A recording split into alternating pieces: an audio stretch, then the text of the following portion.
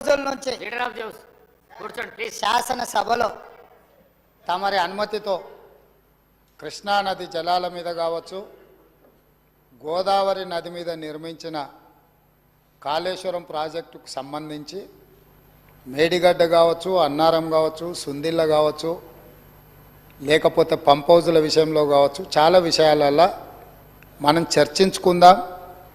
చూసి వచ్చి ఈ సభలో వాస్తవాల ప్రాతిపదికన చర్చ జరపాలి అని తమరి అనుమతితోటి మనం నిర్ణయం తీసుకున్నాం.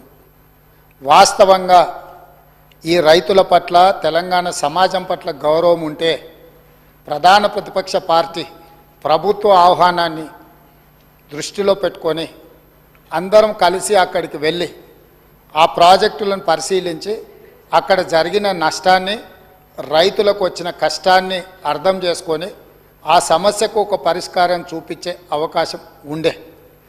రాకపోను కొత్తగా వచ్చిన ప్రభుత్వమే ఏదో తప్పు చేసినట్టు, ఈ తప్పుకు కొత్తగా వచ్చిన వాళ్ళే బాధ్యత అయినట్టు, అదేవిధంగా పదే పదే భాష గురించి, మాటల గురించి మీరు ఇట్లా అంటున్నారు, మీరు అట్లా అంటున్నారు, మమ్మల్ని గౌరవిస్తలేరు అని ఏదైతే చర్చ జరుగుతుందో, మాజీ ముఖ్యమంత్రి గారు నిన్న నల్గొండ జిల్లాలో వాడిన భాష మీద చర్చ చేద్దామా అధ్యక్ష? ఏం బీకనిక పోయినరని అడుగుతాడా అధ్యక్ష? మాజీ ముఖ్యమంత్రిగా 10 ఏళ్ళు పనిచేసి, కేంద్ర మంత్రిగా పనిచేసి, రాష్ట్ర మంత్రిగా పనిచేసి, శాసనసభ్యుడిగా పనిచేసి, పార్లమెంటుగా పనిచేసి, గొప్పలు చెప్పుకొని జబ్బలు జరుచుకునే ఉద్యమకారుని అనేట ఆయన ప్రధాన ప్రతిపక్ష పార్టీ హోదాలో ఉండి ఒక రాష్ట్ర ముఖ్యమంత్రిని పట్టుకొని ఏం బీకనిక పోయినావు అని అడిగితే, రా ఇప్పటికే ప్రజల్ని ప్యాంట్ ఊడబిక్కురు, ఉన్న అంగి చొక్కా కూడా ఊడబిక్తాం. ఇప్పటికే తెలంగాణ ప్రజలు మొన్న జరిగిన ఎన్నికలలో మీ పాయింట్ ఊడబిక్కిరు. ఇవాళ ఆ పాయింట్ ఊడబీకితే చెప్పుకునే దిక్కులేక బొక్కబోర్లో పడితే బొక్కలు ఇరిగినాయి మీకు. అయినా మీ బుద్ధి మారలేదు. ఒక ముఖ్యమంత్రిని పట్టుకొని ఏం బీకనిక పోయినావని అడుగుతారా అధ్యక్ష? ఇది పద్ధత? ఈ రాష్ట్రం 4 కోట్ల ప్రజలు ఓట్లేసి గెలిపించిన ముఖ్యమంత్రిని పట్టుకొని ఏం బీకనిక పోయినావని అంటారా అధ్యక్ష? ఇదేనా తెలంగాణ సాంప్రదాయము? ఈరోజు నేను మళ్ళీ అడుగుతున్నా అధ్యక్ష, ఈరోజు మేడిగడ్డ మేడి పండులాక కుంగిపోతే మేడిగడ్డల నీళ్లు నింపడానికి అవకాశం ఉందా అధ్యక్ష? ఇవాళ మీరే సాగునీటి పారుదల శాఖ మంత్రులుగా పనిచేసారు కదా. చంద్రశేఖరరావు గారు, హరీష్ రావు గారు ఇద్దరు సాగునీటి పారుదల శాఖ మంత్రిగా పనిచేసారు కదా అధ్యక్ష. ఈరోజు వాళ్ళకే పెత్తనం ఇస్తాం, వాళ్ళనే చేయమని ఉండ్రి.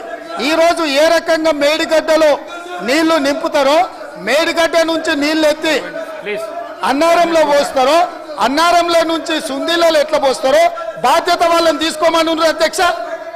మొత్తం కుంగిపోయి కుప్ప కూలిపోతుంటే ఈరోజు అక్కడ నీళ్లు నింపడానికి ఏమాత్రం అవకాశం లేక పూర్తిగా ప్రాజెక్టు దెబ్బతిని ఖర్చు పెట్టిన 94,000 కోట్ల రూపాయలు వృధా అయిపోయి ఈరోజు మొత్తం ప్రాజెక్టే దెబ్బతిన్న పరిస్థితుల్లో ఈరోజు ప్రజల దగ్గరికి వెళ్ళి సమాధానం చెప్పుకోలేక శాసనసభకు రావాల్సిన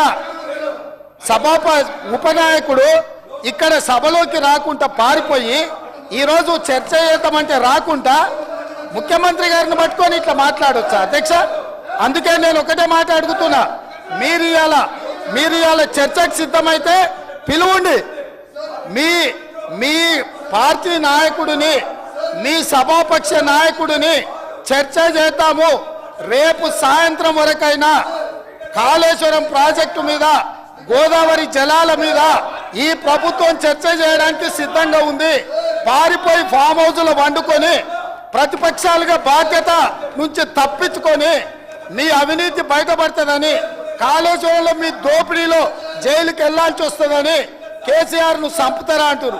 ఎవరికి అవసరం ఉంది అధ్యక్ష చంపాల్సిన అవసరం? సచిన పావును ఎవడైనా చంపుతారా అధ్యక్ష? మొన్నటి ఎన్నికలలో ప్రజలు ఆ పావును చేత్తో కాదు కట్టెతో కొట్టిరు అధ్యక్ష. ఆ పాము ఆల్రెడీ సచ్చింది. సచిన పావును చంపాల్సిన అవసరం మాకే ఉంది అధ్యక్ష.